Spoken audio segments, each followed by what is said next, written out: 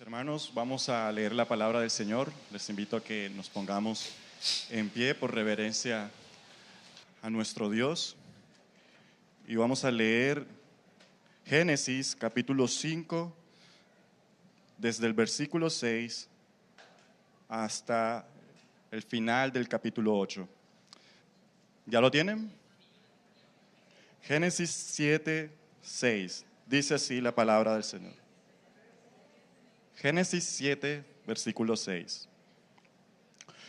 Noé tenía 600 años cuando el diluvio cubrió la tierra.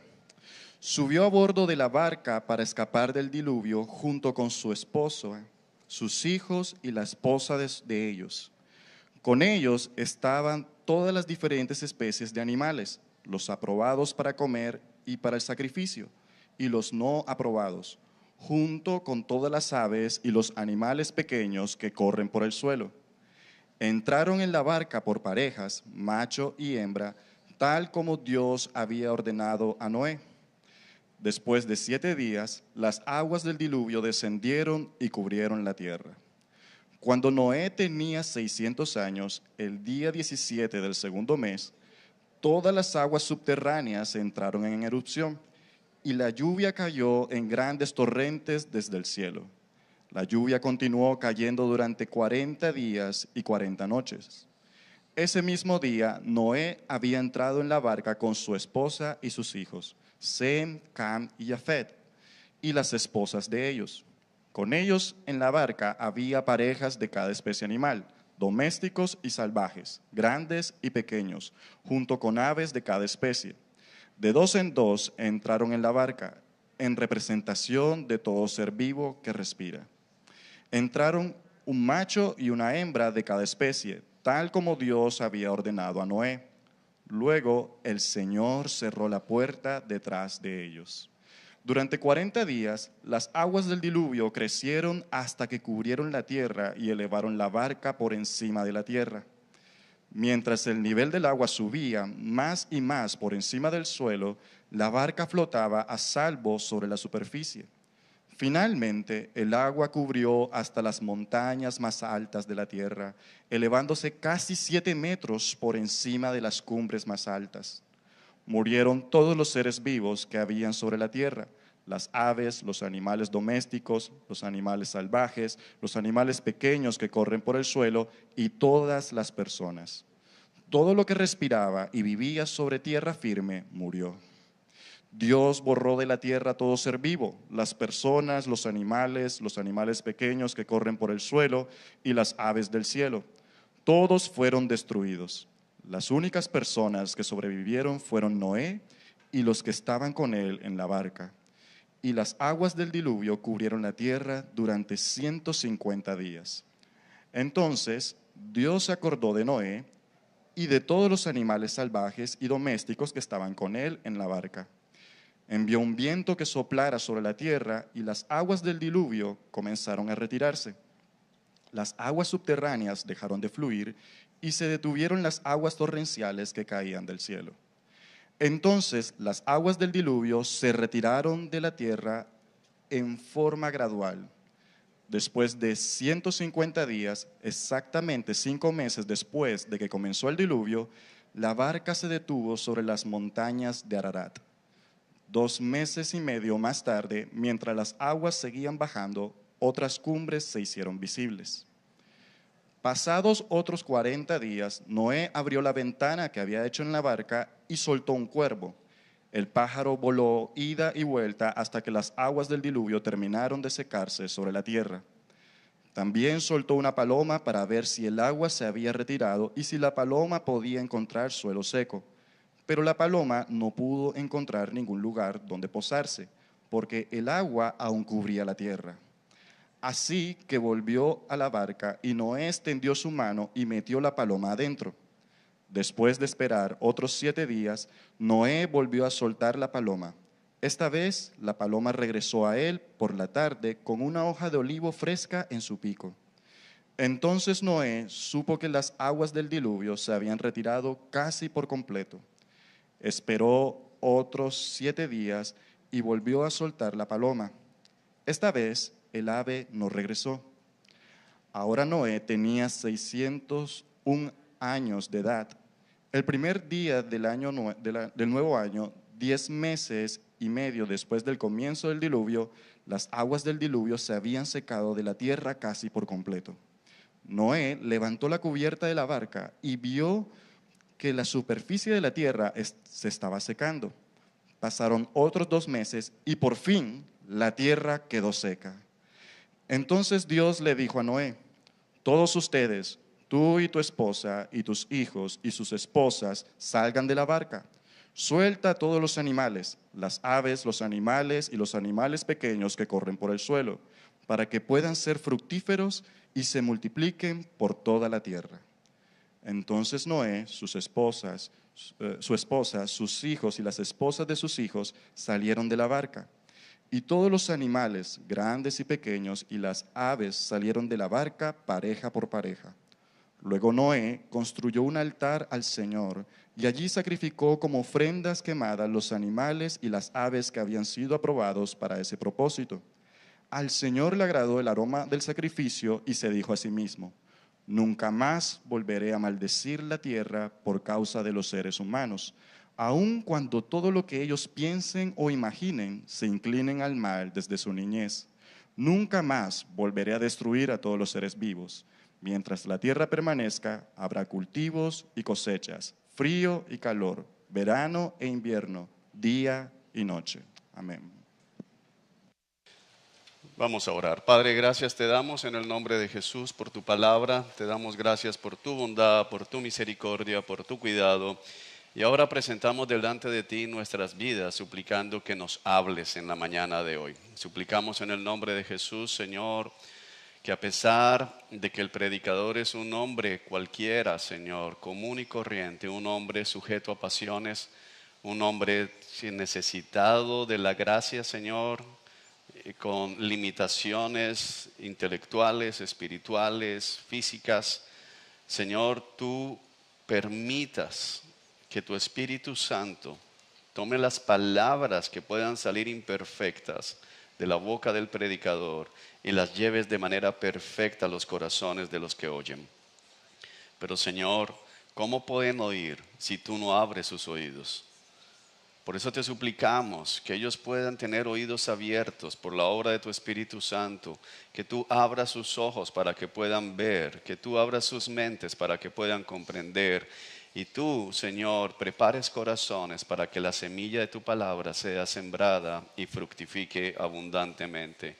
Nuestra esperanza no está en la elocuencia, Señor, o en las habilidades de un hombre, sino nuestra esperanza está en el poder de tu palabra y en tu Espíritu Santo. Amén y amén. Podemos tomar asiento.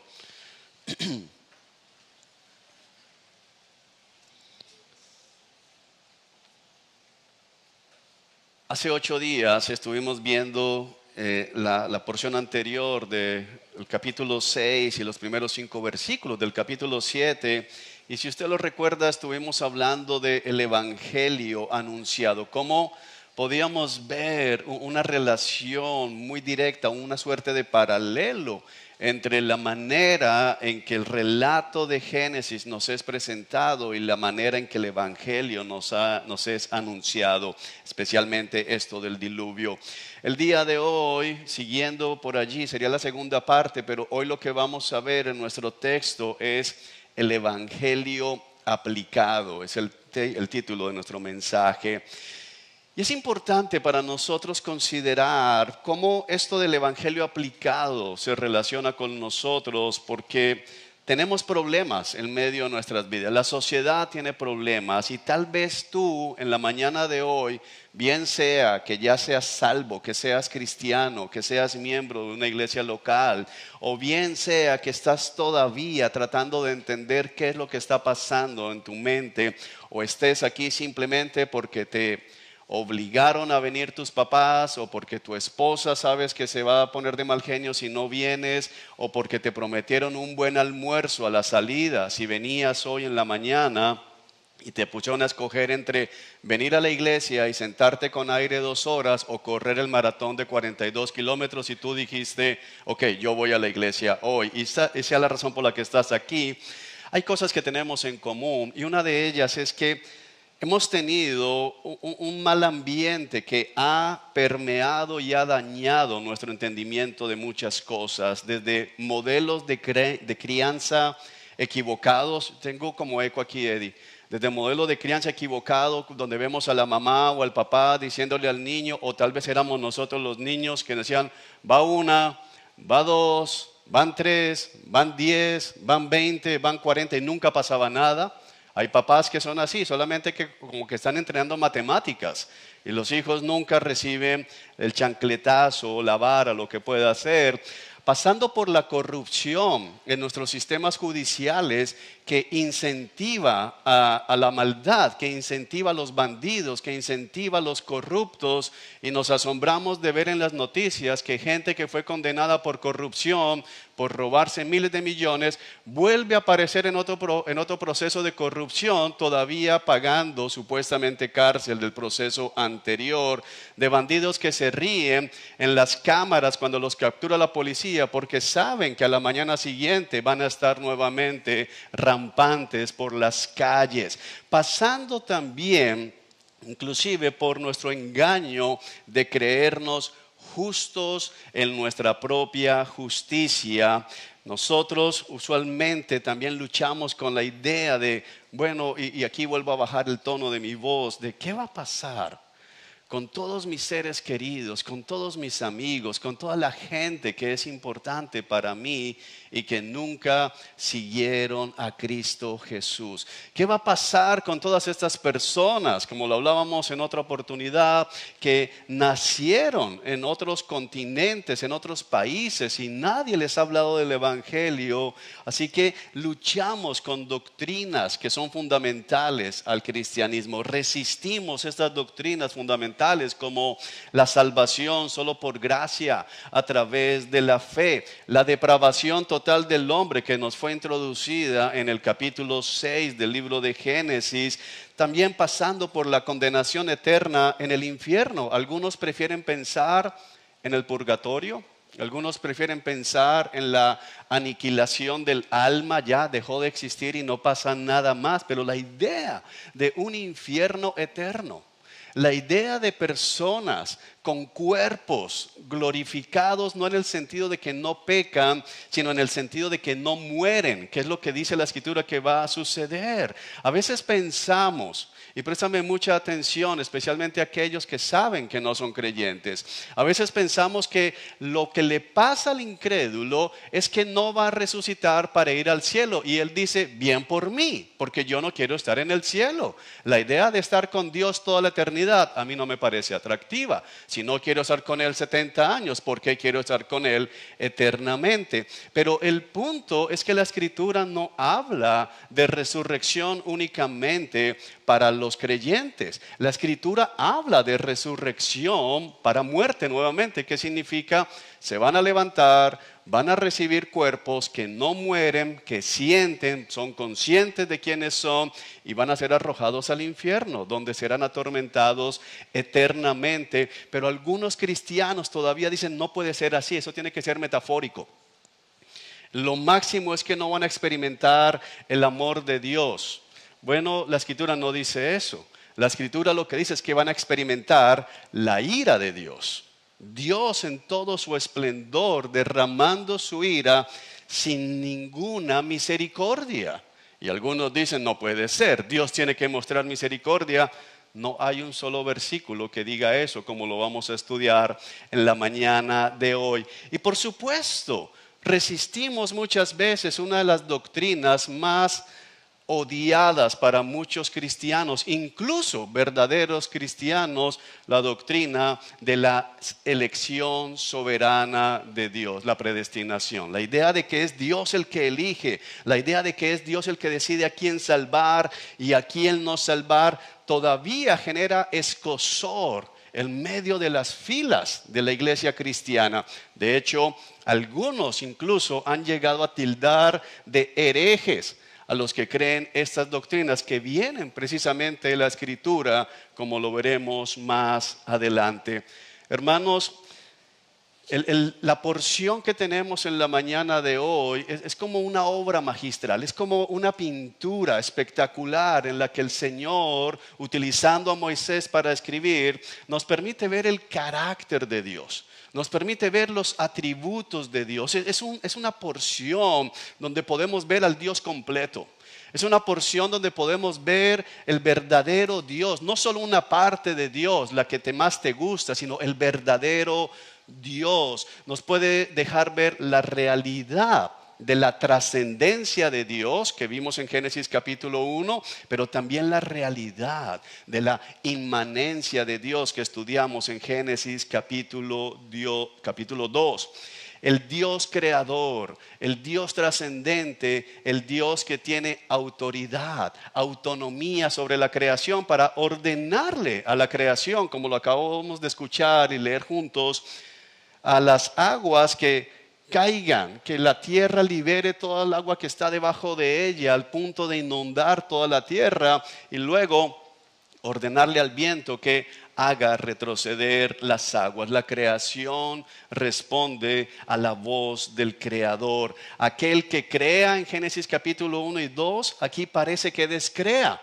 Y lo que volvemos es como a ver el mismo caos que vimos en Génesis capítulo 1. Al principio todo era un caos y el Espíritu de Dios se movía sobre las aguas. Y en un punto de nuestro relato lo que vemos es todo cubierto de agua en caos. Porque no te creas que dentro del arca había una fiesta. Dentro del arca no olía bien. Imagínate todos esos animales. De acuerdo, si tú tomas los datos que el mismo texto te da, pasó Noé en el arca junto con los animales y su familia 12 meses y medio. Así que no fue un tiempo agradable. Caos. Tenemos otra vez como el principio y luego vuelve a crear. El Dios inmanente, involucrado en la vida de sus criaturas. Y esto, préstame mucha atención para el que cree que está lejos de Dios en un sentido. Si tú no eres cristiano, tú estás lejos de Dios desde el punto de vista de que eres enemigo de Dios, pero Dios está cerca de ti. Tú dices, oh, qué bueno. No necesariamente. Porque la inmanencia de Dios, el Dios que se relaciona con sus criaturas, para algunos es vida y para otros es muerte. Y eso es lo que el texto nos está dejando ver. Ahora, a través de Noé, como heraldo de Dios, Dios anuncia el juicio del diluvio. Sin embargo, Noé, como más adelante el apóstol Pablo nos lo explica en otros textos, Noé termina siendo aroma de vida para los que creen y aroma de muerte para los que no creen. Y la pregunta hoy también va a ser, ¿en cuál grupo estás? Este texto que está trayendo para ti, aroma de vida o aroma de muerte. Sin embargo, el centro no está en Noé y en la respuesta de Noé. El argumento de esta porción es que como creador, Dios tiene autoridad para decidir a quién salva y a quién condena. Quiero repetirte esta verdad, porque es lo que el texto nos está dejando ver. Como creador, Dios tiene autoridad para decidir a quién salva y a quién condena. Y sé que de entrada no gusta, puedo ver las caras de muchos ya, pero el punto es que nosotros, como los israelitas, al escuchar este relato de Moisés acerca del diluvio, la respuesta de ellos podría ser, hace 8 días mirábamos, somos muchos, ¿cómo es que nos van a condenar? Pero para otros es como Dios está obligado a salvar a todos los seres humanos, independientemente de la rebelión de estos mismos seres humanos. Y la respuesta, déjame anticiparte, es que no es así. Dios no está obligado a salvar a nadie. Dios no está obligado a perdonar.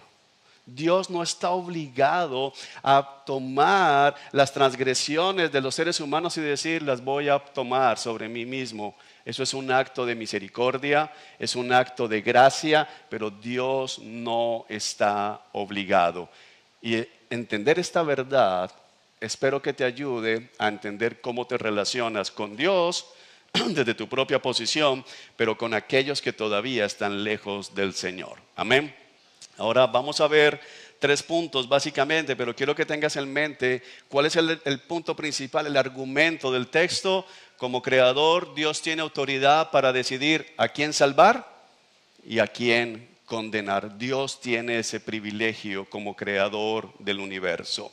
El primer punto que vamos a ver, Dios soberanamente preserva a aquellos que por fe confían en su palabra. Eso es lo primero que podemos ver del texto. Dios soberanamente. Y esta palabra en nuestro primer punto es importante porque la soberanía de Dios podemos resumirla como lo hace Daniel en su libro, cuando lo estuvimos estudiando el año pasado, cuando dice, Él hace lo que le place en el cielo y en la tierra, y nadie puede detenerlo y decirle, ¿por qué haces esto?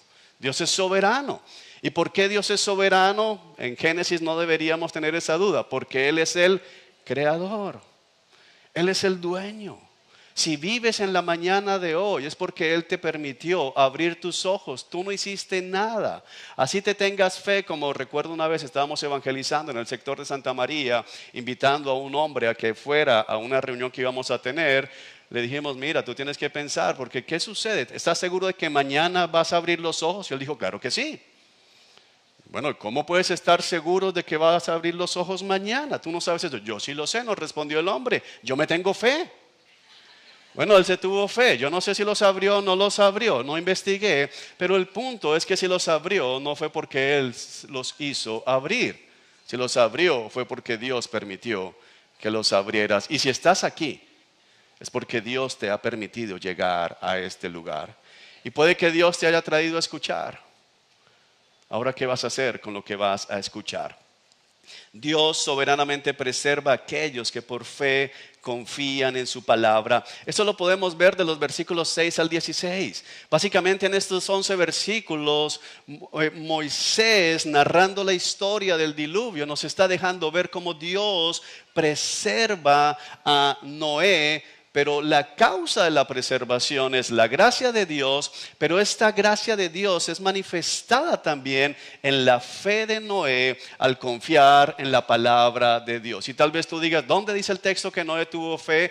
Vamos a dejar que la Biblia interprete lo que acabamos de leer. Y si tú me acompañas rápidamente al libro de los Hebreos, la carta a los Hebreos, capítulo 11, versículo 7, podemos ver cómo la Escritura nos afirma que eso fue lo que sucedió. Hebreos capítulo 11, versículo 7, ¿lo tienes? Dice así la palabra: fue por la fe que Noé construyó un barco grande, un arca, para salvar a su familia del diluvio, en obediencia a Dios, quien le advirtió de cosas que nunca antes habían sucedido.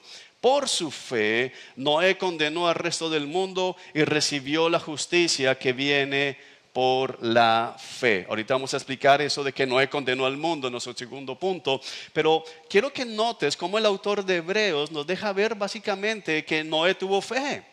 La respuesta de Noé al anuncio de Dios, y que lógicamente está involucrado con Noé halló gracia delante de Dios, que lo explicamos hace 8 días, es la obediencia. Ahora, no la obediencia en que Noé trata bien a su esposa, no la obediencia en que Noé pague impuestos, si es que tenía que pagar impuestos, no lo sé en esa época. Es la obediencia a la manera en que Dios le va a salvar. Es la obediencia manifestada en creer cuando Dios le dice, he decidido acabar con la humanidad. He decidido acabar con todo esto. Y Noé le cree a Dios. Y la manera en que sabemos que Noé le creyó a Dios es que ¿qué hizo Noé? Puso manos a la obra y construyó el arca. Y no solo construyó el arca, sino que ¿qué hizo? Entró en el arca. Y es algo precioso porque de alguna manera creo que hay gente que circuncida alrededor de la iglesia, está dando vueltas alrededor de la iglesia. Y imagínense a Noé haber construido el arca, pero luego tener dudas para meterse al arca. Como que mira, no sé, se han burlado de mí, nadie me escucha, piensan que soy un viejo loco construyendo un arca gigantesca porque Dios va a destruir el mundo. ¿Qué diría la gente? No va a pasar. El texto de Hebreos dice que no había visto Noé algo semejante. Aquí un paréntesis rápido, no sabemos con toda certeza si eso significa que nunca había llovido. Es una posibilidad que muchos eruditos consideran que hasta ese momento no había llovido sobre la tierra, y entonces pensar en que iba a llover, iba a caer agua del cielo, era algo difícil. Génesis capítulos antes dice que antes salían como de la propia tierra, del césped, agua como aspersores, como los que vemos regando los jardines de la gente que tiene dinero, así. Entonces, es posible, pero el texto no nos enfatiza. Lo que sí sabemos es que no había habido un momento en que Dios le quitara la vida a la gente así. No hubo un momento previo que Noé otro diluvio, vamos a construir el arca. No, Noé no había visto nada de eso. Y déjame decirte por qué es importante, porque nadie ha sido echado al infierno aún. Y tal vez tú digas, yo no, ¿por qué voy a dejar mi vida? ¿Por qué voy a rendirme a este Cristo con la idea de escapar del juicio que se avecina si yo no he visto el infierno? Si yo veo el infierno, yo entro, busco lo que me digan que debo hacer para ser salvado. Pero la fe de Noé se manifiesta en construir el arca y en entrar al arca. Ustedes saben que a mí me gusta pensar qué sucedió allí. Y muchas cosas pueden haber pasado por la cabeza de Noé, entrando al arca pensando, bueno, pero no ha caído nada de lluvia, sigue seco, es como Barranquilla en junio, julio, y yo en el arca mirando lejos, y no era un crucero. No te imagines a Noé entrando, tomando fotos y selfies aquí todos para el arca. No, Noé entrando básicamente a un cubo de madera, un rectángulo de madera, sin ningún camarote VIP, sin ningún servicio de buffet, sin piscina a bordo, esperando. Ahora, ¿qué va a suceder? La fe de Noé se manifiesta en que él construye el arca y entra al arca. La fe del creyente se manifiesta no solamente en que dice creer el Evangelio, sino que entrega su vida realmente a Cristo. No te engañes pensando que tú estás a salvo porque vienes a la iglesia cada domingo. No te engañes pensando que tú estás a salvo porque tienes una Biblia en tu mesa de noche. No es solamente construir el arca, hay que entrar al arca. Amén. Ahora, la puerta del arca estuvo abierta hasta el último instante. Ve conmigo al versículo 16 del capítulo 7, que nos ayuda a entender un poco más esto. Dice, entraron un macho y una hembra de cada especie, tal como Dios había ordenado a Noé. Y luego el Señor cerró la puerta detrás de ellos. Cerrar la puerta, lo que está haciendo Dios al cerrar la puerta tiene varias aplicaciones e implicaciones, pero la primera de ellas significa que ahora ellos están a salvo. El cerrar la puerta significa que el arca está lista para soportar la caída de la lluvia y la erupción de agua que viene de abajo. Ellos entran, pero de una manera interesante dice que fue Dios el que cerró la puerta detrás de ellos. ¿Por qué? Porque ya habían entrado todos los que Dios había escogido para salvar. Déjame decirte esto nuevamente.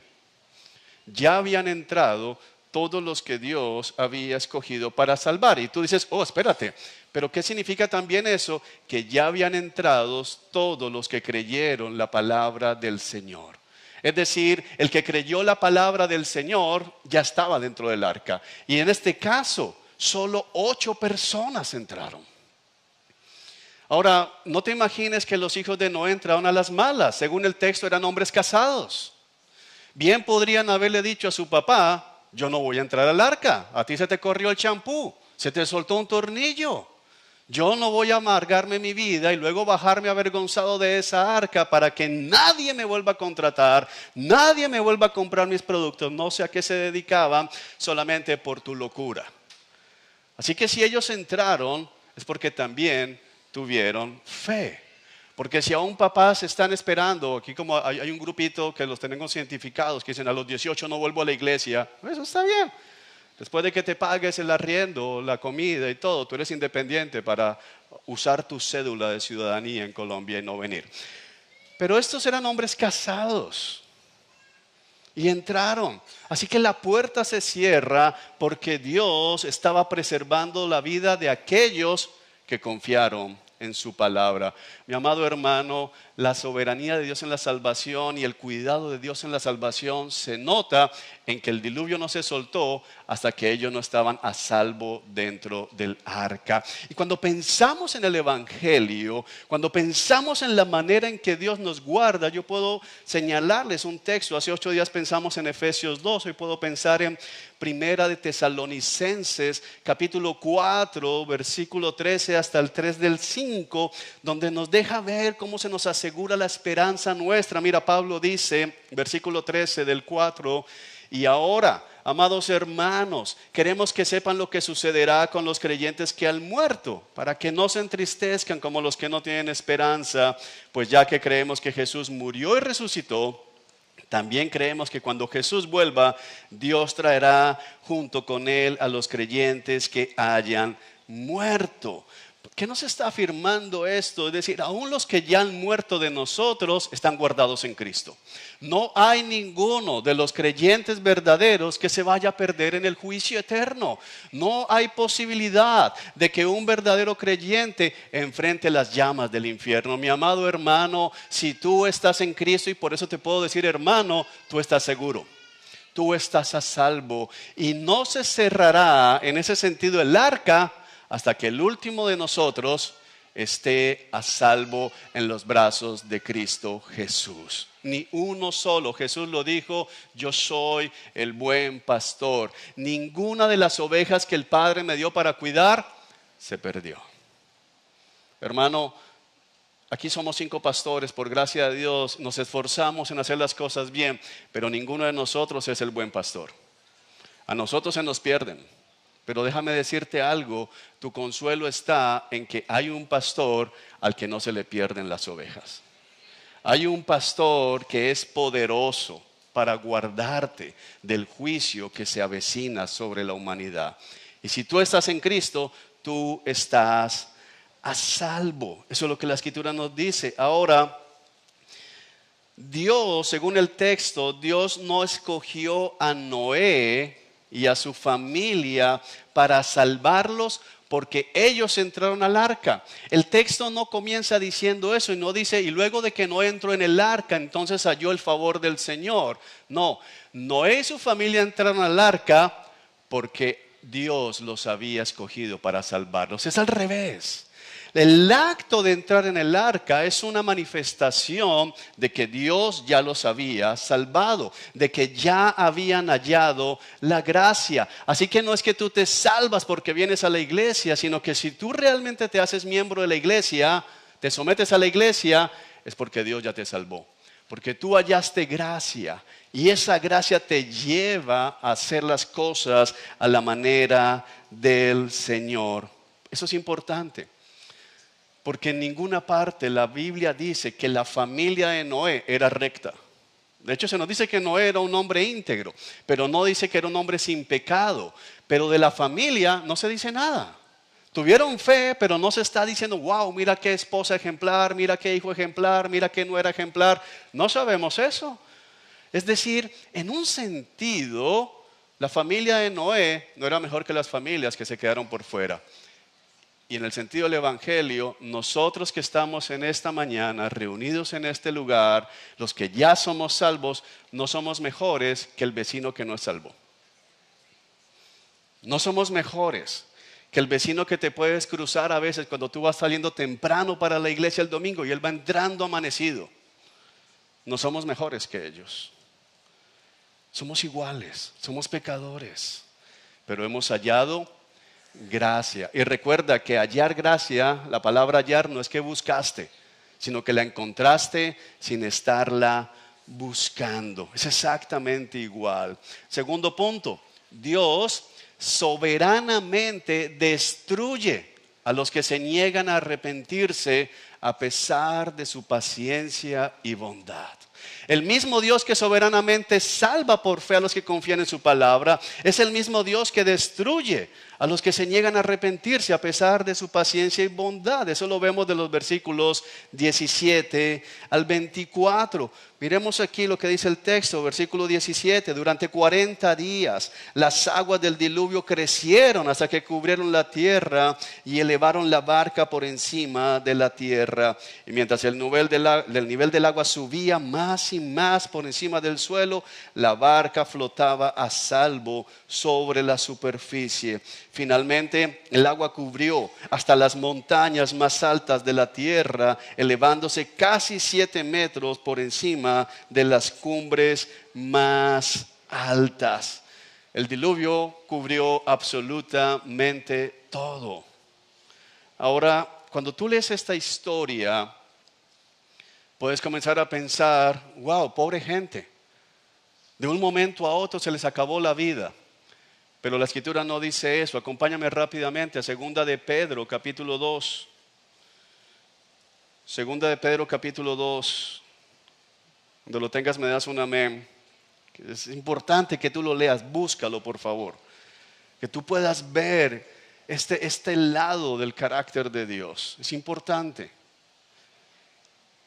2 de Pedro capítulo 2 versículo 5, mira lo que dice. Dios tampoco perdonó al mundo antiguo, aparte de Noé y los otros 7 miembros de su familia. Noé advirtió al mundo del justo juicio de Dios y por eso Dios lo protegió cuando destruyó con un gran diluvio el mundo de los que vivían sin Dios. Hermanos, el juicio de Dios llegó de repente, pero no sin ser anunciado. El juicio de Dios llegará de repente, pero no sin ser anunciado. No sabemos exactamente. Algunos eruditos dicen que fueron 120 años construyendo el arca. Eso tomando lo que Dios dice al inicio del capítulo 6. Mi espíritu no tolerará al hombre porque es un simple mortal por más de 120 años. Es posible que esté hablando de hasta ahí van a vivir. O es posible que esté hablando de los 120 años de construcción del arca. No vamos a entrar allí ahora. Lo que sí es claro es Noé no solamente fue un hombre al que Dios llamó y le dijo, mira Noé, préstame atención, no te distraigas, mira Noé, todo esto es perverso, el único que ha dado gracia eres tú, así que calladito, sin que nadie sepa, construye un arca. Cuando la gente te pregunte, dices que tienes un nuevo hobby. Cuando la gente ve animales entrando, dices que tuviste una idea de montar un zoológico. Y callado, porque nadie más se puede salvar. No. El texto de 2 de Pedro nos está diciendo que Noé no solamente fue un constructor de arcas, Noé era un predicador de justicia.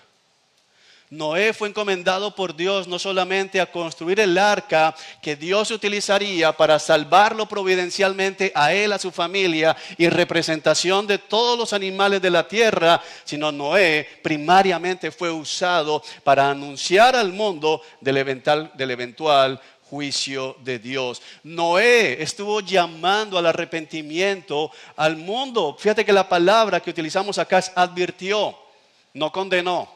Advirtió. ¿Qué significa? Si sigues haciendo esto es lo que va a pasar. Viene un juicio, pero Dios me ha encomendado, Dios ha puesto aquí esta arca en la que tú puedes entrar sin pagar boleto, sin hacer reserva. Entra con tu familia y puedes ser salvo del diluvio que se avecina.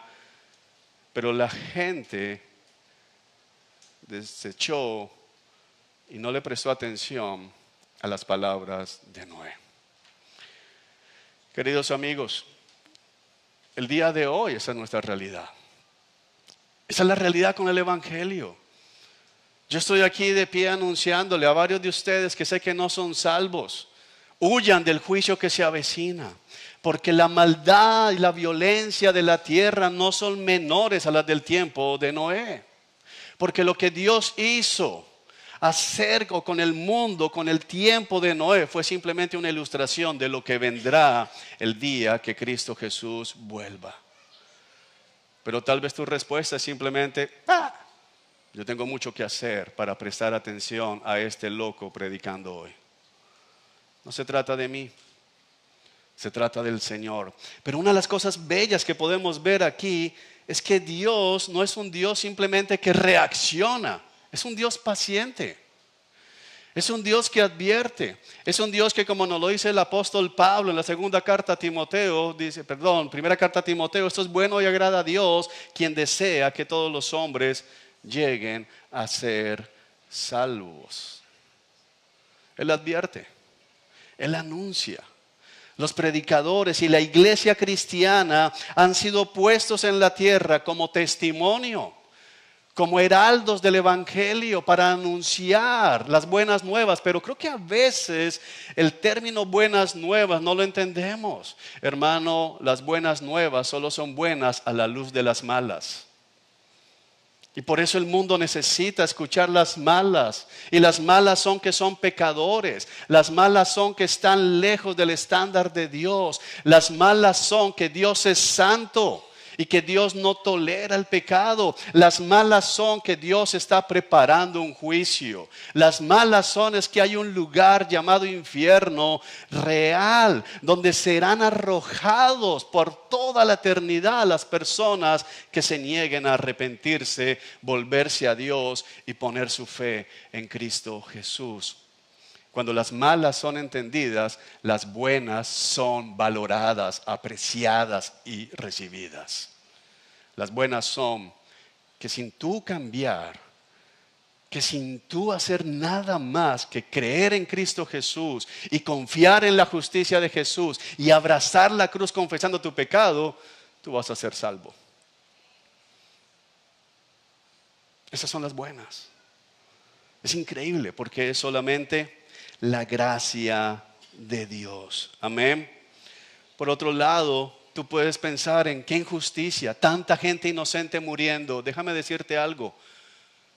Ahogado en el diluvio no murió un solo inocente. Por eso el capítulo 6 abre dejándonos ver que Dios vio que todo lo que el hombre hacía y pensaba desde su niñez, no dice desde los 18 años. No dice desde que se desarrolló, desde la niñez. Y el término niñez que tenemos allí en Génesis abarca prácticamente desde que es concebido. Por eso el salmista más adelante dice, en maldad me concibió mi madre. No está hablando del pecado de la mamá, está hablando de su propio pecado desde el vientre. Así que no murió ningún inocente. Todos los que murieron fuera de la barca eran culpables delante de Dios. Eso es algo que tenemos que entender. Hermanos, al infierno no va a ir ningún inocente. Es posible que en nuestras cárceles hayan inocentes. Eso sabemos que pasa. En nuestras cárceles hay gente que está en la cárcel por un delito que no cometió. Pero si hacemos una evaluación real, no hay ningún inocente en la cárcel, porque todos son culpables de algo. Y nosotros los cristianos tampoco somos inocentes. Esa es una de las cosas increíbles, porque es que a veces pensamos que los del arca, los inocentes, los que están muriendo ahogados alrededor del arca, los malos. No, aquí había malos y aquí había malos. ¿Cuál es la diferencia? Estos malos recibieron gracia, estos malos recibieron justicia. ¿Dónde está la injusticia entonces? En ninguna parte. Estos recibieron el pago de sus acciones, estos recibieron gracia y misericordia. Si tú eres cristiano en la mañana de hoy, es porque no vas a recibir y no has recibido el justo pago de tu maldad. Eso es lo que el texto nos deja ver. Ahora, cuando alguien dice, no, yo no creo tanto, acompáñame otra vez aquí a los versículos, porque la Biblia enfatiza, déjame mirar aquí para decirte exactamente, los últimos 4 versículos del capítulo 7, versículo 21 en adelante, vamos a leerlo juntos, y quiero que cada vez que ves la palabra murieron o destruidos, cuentes. Murieron todos los seres vivos que había sobre la tierra, las aves, los animales domésticos, los animales salvajes, los animales pequeños que corren por el suelo y todas las personas. Va una. Todo lo que respiraba y vivía sobre la tierra firme, murió. Van 2. Dios borró, eso hace referencia a destruyó, van tres, de la tierra a todo ser vivo, las personas, los animales pequeños que corren por el suelo y las aves del cielo. Todos fueron destruidos. Número 4, las únicas personas que sobrevivieron fueron Noé y los que estaban con él en la barca. Las aguas del diluvio cubrieron la tierra durante 150 días. En 3 versículos, 4 veces la Biblia repite, todos murieron. De diferentes maneras. Esta es una manera hebrea de hablar. Es la manera en que los hebreos enfatizaban una verdad. ¿Cuál es la verdad que Moisés está transmitiendo al pueblo de Israel al poner por escrito el relato del diluvio? Todos murieron. Fuera del arca no quedó nada con vida. Fuera del arca, todas las aves, todos los animales domésticos, todos los animales salvajes, los animales pequeños, los insectos, las criaturas que se arrastran por el suelo, murieron. Todo lo que tenía aliento de vida. ¿Te das cuenta cómo el texto está describiendo esta idea? Porque lo que no puede quedar duda es que todos murieron. Eso es lo que está diciendo, y lo que ellos tenían que entender es, ¡wow! ¿Quién es este Dios? ¿Quién es este Dios al que estamos sirviendo? Porque ellos habían sido sacados de Egipto por el poder de este Dios, pero ahora este Dios les está dejando ver, tengan cuidado, porque yo soy santo. Y ya les dejé un ejemplo. Y para nosotros en la mañana de hoy es exactamente igual. Ten cuidado con naturalizar al Dios soberano de las Escrituras. Él no es el man que está vivo. Ten cuidado. Él no es tu partner y chocas manos que no le digas, hey Jesús. Él no es eso. Él es el Dios soberano, creador del cielo y de la tierra. Él es el que te formó en el vientre de tu madre. Él es el que formó cada órgano de tu ser. Él es el que te permite respirar. Y es santo. Y aborrece al pecador. Aborrece la maldad. Dice que es este Dios que se humilla a sí mismo para mirar hacia sus criaturas. Eso es lo que dice la palabra. Pero el énfasis aquí entonces, ¿cuál es? ¿Cuánta gente murió? Todas. Hermanos, todos los que no estén en Cristo Jesús, el día que Cristo vuelva, serán arrojados al infierno. No hay un tercer lugar. Puede que tú en la mañana de hoy digas, bueno, yo no creo eso. No hay un lugar para los que nunca creyeron. No es que en el infierno entren los que creían en el infierno, pero no siguieron a Jesús y entonces por haber creído en el infierno son condenados. Y el resto, como que Jesús dice, bueno, no te la puedo aplicar porque tú nunca creíste en mí. No, hermanos, amigos. Todos los seres humanos, desde la existencia de Adán y Eva hasta el último ser humano creado por Dios, hasta que Cristo vuelva, que no haya puesto su fe en el Señor Jesucristo, que no haya reconocido su pecado, su maldad y haya abrazado la cruz como su única escapatoria, entendiendo que es por gracia, va a ser arrojado al infierno. Cuando estemos más allá del sol, cuando estemos contando los relatos de la salvación, los relatos de la creación anterior, diremos, y ese día todos, desde el más pequeño hasta el más grande, que no estaba en el arca, fueron arrojados al infierno. Y allá están. Y allá estarán por siempre y para siempre. Eso es lo que el texto nos está dejando ver. Para ti, yo quiero hablarle a las personas que saben que no son cristianos. No te engañes. Este es el destino que está preparado. Dios ya lo ha dicho con toda claridad. No hay otro día. Y tal vez tú digas, bueno, eso está muy lejos, yo no me voy a preocupar por eso. El día de tu muerte empieza tu sufrimiento. No llegará el juicio ese día, el juicio vendrá cuando Cristo venga. Pero tienes que saber que Dios, como usó a Noé, está usando la iglesia y en la mañana de hoy a este hombre limitado para recordarte, viene un juicio sobre tu vida. Es momento de arrepentirte. Y para los cristianos en este lugar es momento de decir, tú mereces ir a ese juicio. Da gracias a Dios porque no vas. No es por ti. No eres mejor que el que está a tu lado diciendo, no eres mejor. Tú hallaste gracia que no estabas buscando. Por último,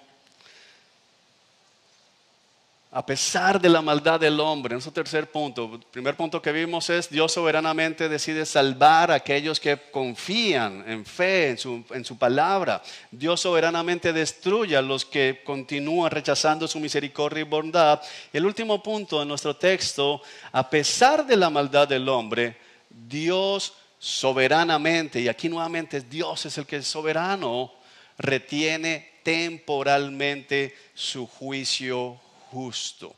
A pesar de la maldad del hombre, soberanamente Dios retiene su juicio justo de manera temporal. Si nosotros leemos el capítulo 8, vemos cómo inicia el texto. Entonces Dios se acordó de Noé y de todos los animales salvajes y domésticos que estaban con él en la barca y envió un viento que soplara sobre la tierra y las aguas del diluvio comenzaron a retirarse. Esto es interesante porque Dios podría haber hecho con estas 8 personas lo que hizo con Enoc en el capítulo 5 y simplemente llevárselos al cielo y colorín colorado, este cuento se ha acabado. Pero la misericordia de Dios, la paciencia de Dios, la bondad de Dios se manifiesta en que Él decide relanzar esto. En que Él decide continuar con la raza humana, en que Él decide continuar con esta primera creación por más tiempo. Mi amado hermano, si el Señor se hubiera llevado a Noé y a su familia y colorín colorado, tú ni siquiera existirías. Cuando dices, pero ¿cuál misericordia? Que tú existes es misericordia. Dios habría podido terminar ahí, igual que habría podido terminar cuando Adán y Eva pecaron. Ya no más, se acabó. Los primeros 2 y se me desviaron. Pero nuestro Dios no es como nosotros. Porque yo te aseguro que si yo fuese Dios en el arca, bueno, me llevé estos y ya. Y de hecho, creo que meto solo a Noé. Y se acabó. Y varios de ustedes serían igual que yo. Pero Dios no es como nosotros. Gracias a Dios. Amén. Así que Dios comienza, y la palabra dice, se acordó de Noé, el versículo 1, no significa como acordó Dios, no es el acordó de nosotros. No es el, ay, yo tenía que hacer eso y no lo he hecho. No, no es Dios en el cielo, disfrutando la Trinidad, hablando con los ángeles y de repente, Noé, ¿quién ha visto a Noé? ¿Están vivos? No, no es eso. La palabra acordarse de alguien en el Antiguo Testamento, especialmente en el hebreo, hace referencia a venir a cumplir promesas de bienestar que se le ha hecho a alguien. Entonces, lo que está diciendo el texto es que Dios decidió en ese momento venir a traer cumplimiento a la promesa de salvación que le había hecho a Noé. Es precioso porque en un sentido es como que cuando Cristo venga por nosotros podemos decir que Dios se acordó de nosotros.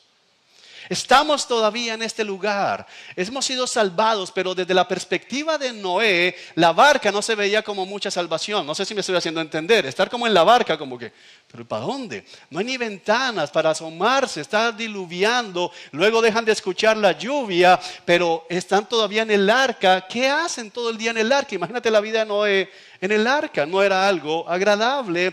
Sin embargo, esa no era la promesa de Dios, eso fue un momento temporal para cumplirse la salvación que Dios le había prometido a Noé.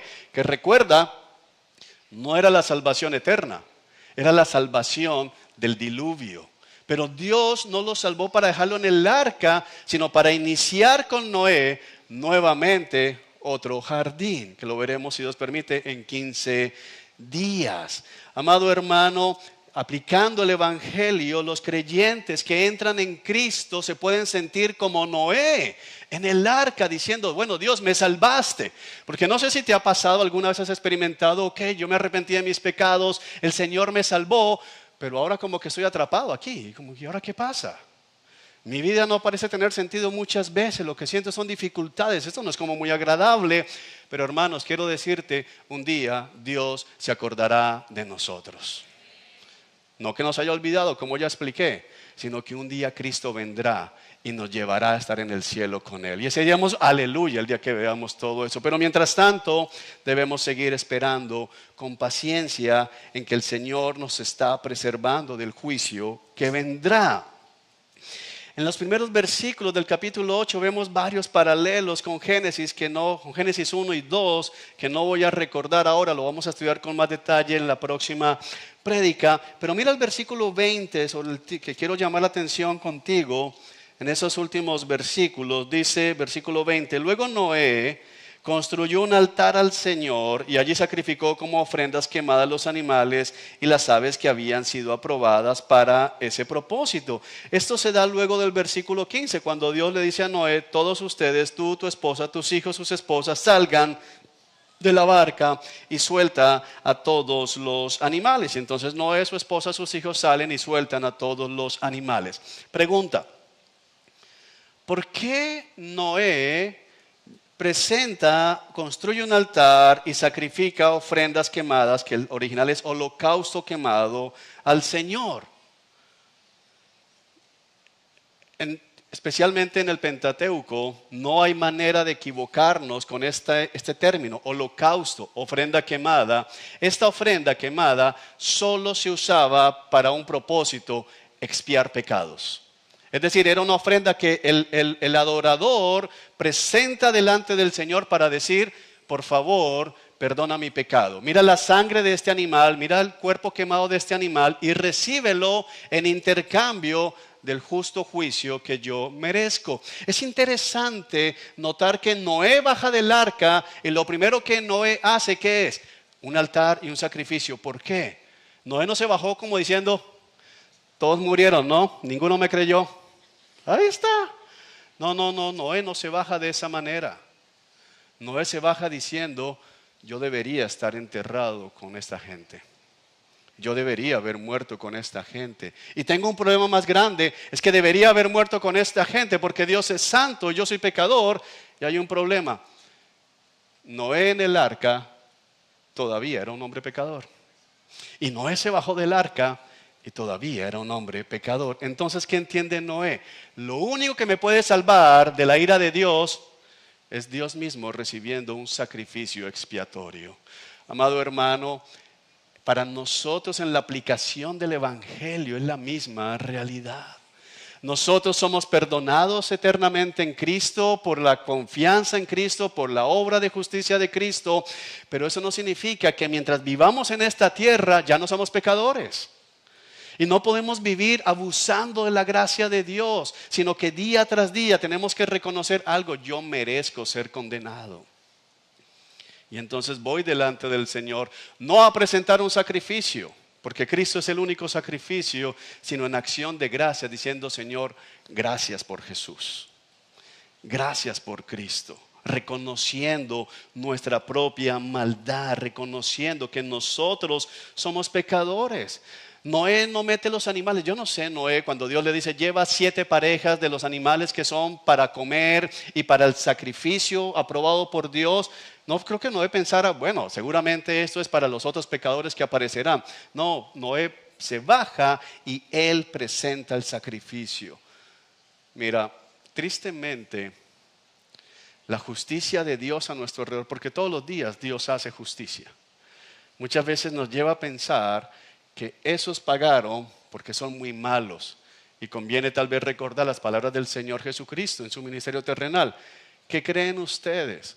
¿Que los que murieron allá en la torre de Siloé eran peores? ¿Que los otros que pagaron es porque eran más malos que ustedes? Y dice algo, si la justicia de ustedes no es superior a la de los fariseos y escribas, ustedes están condenados. Y ese era el estándar más alto. ¿Y qué le dijo el Señor a los fariseos? Todos ustedes van para el infierno. Entonces, ¿cuál es la conclusión? Para el hombre, en su propia justicia, no hay esperanza. Su única esperanza es que Dios acepte el sacrificio. ¿Me estoy haciendo entender, hermanos? Dios se compromete consigo mismo a no traer otro diluvio universal antes del juicio final, a pesar de la maldad del hombre. Miremos otra vez el texto aquí, capítulo 8, versículo 21. Al Señor le agradó el aroma del sacrificio y se dijo a sí mismo, mira qué bonito esto, porque cuando dice que a Dios le agradó el aroma del sacrificio, no significa, no te imagines que a Dios le encantan los asados. Tal vez a ti te agrade el aroma de ese sacrificio cuando te invitan a un asado. Y, oh, qué bien, eso me agradó. No, el punto de que a Dios le agradó el aroma significa que Dios aceptó el sacrificio. Que Dios ha tomado a este animal inocente en reemplazo del pecador culpable. Y se dijo a sí mismo, no a nadie más, nunca más volveré a maldecir la tierra por causa de los seres humanos. Aun cuando todo lo que ellos piensen o imaginen se incline al mal desde su niñez. Noé cambió, Noé fue salvado, preservado del diluvio, pasó 12 meses en el arca y se bajó, pero su corazón no había cambiado. Esta realidad de que todo lo que piensan e imaginan siempre tiende a lo malo desde la niñez, solo puede ser cambiada con un nuevo corazón. Y esa es la diferencia que tenemos nosotros gigante en el Evangelio. A nosotros se nos da un nuevo corazón. Noé no tuvo un nuevo corazón porque el nuevo pacto no había llegado. Tú y yo, si somos cristianos, tenemos un nuevo corazón en el que se nos promete que tendremos el deseo de obedecer, en el que se nos promete que querremos estar disfrutando de la comunión del Señor, en el que se nos promete darnos todo lo necesario, como dice el apóstol Pedro, para llevar una vida de piedad. Alguien dice, si ese es el caso, entonces yo no soy cristiano. También el apóstol Pablo en la carta de los Romanos nos recuerda que todavía hay rastros, todavía hay un viejo hombre que se niega a morir dentro de nosotros, el cuerpo de muerte del que habla el apóstol Pablo. Todavía dentro de nosotros, amados amigos y hermanos, hay tendencia a la maldad. ¿Alguien se puede identificar con eso? Diariamente, yo me doy cuenta. Cuando la Escritura dice, eso se llama la doctrina de la depravación total del hombre, que yo trabajo mucho eso con los padres que están criando, porque muchos padres se están dejando meter en la idea de que sus hijos tienen 20,000 síndromes. Y yo puedo identificar un síndrome en la Escritura, es el SDT, síndrome de depravación total, eso es lo que tiene tu hijo. Y la corrección, por un tiempo es la vara y luego el evangelio. No necesitas nada más. No te dejes atrapar por las filosofías modernas que te están presentando a tus hijos como enfermos, víctimas, que necesitan medicina terrenal. No, la Escritura te dice por qué tu hijo no te presta atención. La Escritura te dice por qué tu hijo te contesta mal. La Escritura te dice por qué tu hijo tiende a lo malo. La Escritura te dice por qué tu hijo tuerce los ojos. La Escritura te dice por qué tu hijo voltea la espalda. O como ahora pasa, en mi época realmente no pasaba, que se tiran como cucarachas que quedan patas arriba en el centro comercial a hacer pataleta. Parecen cucarachas que uno voltea. ¡Ah!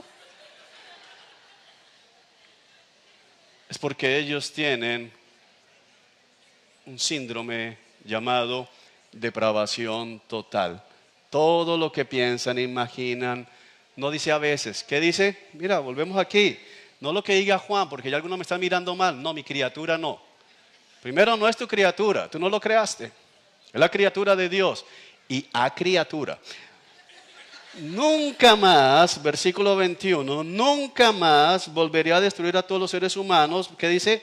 Aún cuando todo lo que ellos piensen. ¿Cuánto? Todo lo que ellos piensen o imaginen se incline al mal desde su niñez. El relato del diluvio abre declarando que todo lo que el hombre piensa e imagina se inclina a lo malo, y el relato del diluvio termina diciendo todo lo que el hombre piensa y se imagina tiende a lo malo desde su niñez. Esa es la realidad. El problema de la sociedad no es el político de turno.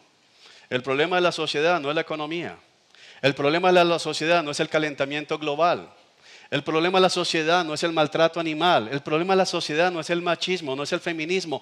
Todo eso que tú puedas ver tiene un origen. Nosotros. Todo lo que pensamos, imaginamos, tiende a lo malo desde la niñez. Siempre pongo la misma ilustración, pero es que es verdad y funciona. Si usted, papá, está en esta mañana pensando, bueno, mi hijo no es así, mira a tu hijo con otros niños, para que veas la maldad pura. Los niños son crueles desde niños, desde chiquitos. No hay que enseñarles a ser crueles, ellos ya lo traen. Traen el chip de la maldad, no les interesa. Esa es la verdad para todos los seres humanos. Si tu hijo no califica, es porque adoptaste un chimpancé. Porque si es ser humano, califica acá. O está siguiendo la nueva moda, no tengo hijos, tengo un perro. O tengo un gato. Y ese es mi hijo. Debes arrepentirte y hacerte revisar. Muy bien. Aunque quedaron solo 8 de millones que probablemente existían en la época, porque ¿cómo comenzó Génesis 6:1? Se multiplicaron en gran manera. Eran muchos. Ahora solo quedan 8 y sin embargo la condición no ha cambiado. Préstame atención, me quedan 3 minutos en mis 60 minutos. No te engañes por la paciencia de Dios. No te engañes porque tú dices, mira, pasan cosas terribles y no pasa nada. No seas como los burladores que Pedro describe en su carta, los que dicen, ¿y qué pasó con eso de su venida? Desde el principio de los tiempos todo sigue igual. No te engañes al utilizar esta paciencia de Dios que soberanamente retiene su juicio justo y santo para seguir pecando. Lo que Dios promete aquí a Noé y que lo va a confirmar en el capítulo 9 es simplemente paciencia de Dios, misericordia de Dios, pero el juicio está anunciado.